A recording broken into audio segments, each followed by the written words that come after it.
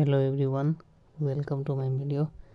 आजको यस भिडियोमा म अल्जेब्रा स्टार्ट गर्नुभन्दा पहिला बेसिक फर्मुलाहरू जुन चाहिन्छ त्यो म तपाईहरुलाई बताउन गइरहेको छु।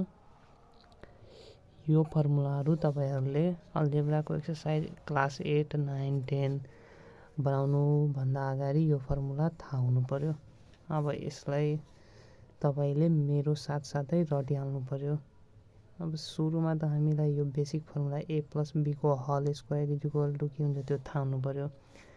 कसैले थाहा छैन भने फर्स्ट टाइम गरिरहनु भएको छ भने यो a को माथि 2 त यो के भयो a² प्लस यो 2 अनि यो a अनि b 2ab अनि त्यस्तै यो प्लस अनि b अनि यो स्क्वायर प्लस b²। यो भयो हाम्रो पहिलो फर्मुला।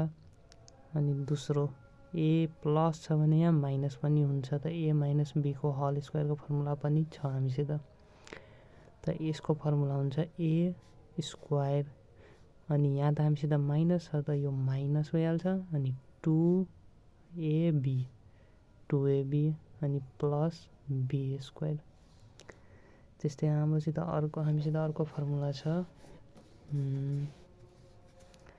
a² प्लस b² को फर्मुला।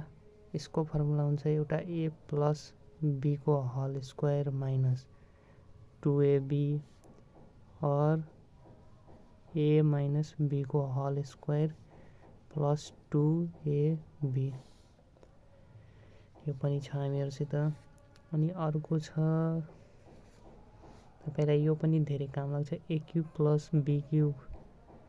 यसको फर्मुला हुन्छ a प्लस b किनकि a र b को बीचमा प्लस छ अनि एउटा माइनस हुन्छ यहाँ a² माइनस हुन्छ अनि ab प्लस b²। अनि अर्को a³ माइनस b³ को यसको a - b अनि यहाँ माइनस आइहाल्यो भने अब सबै ठाउँमा प्लस हुन्छ a² plus ab plus b²। कम्तीमा एक्सरसाइज स्टार्ट गर्नुभन्दा अगाडि यतिको फर्मुला हामी सबैलाई याद हुनु पर्यो, तब हामीलाई अगाडि अल्जेब्राको एक्सरसाइज बनाउन सजिलो हुन्छ।